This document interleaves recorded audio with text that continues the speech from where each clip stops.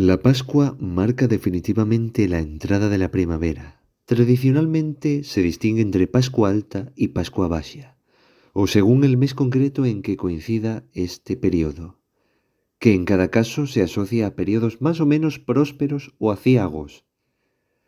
Prove afillada que por Pascua nun cueme alfilada, asturiano occidental.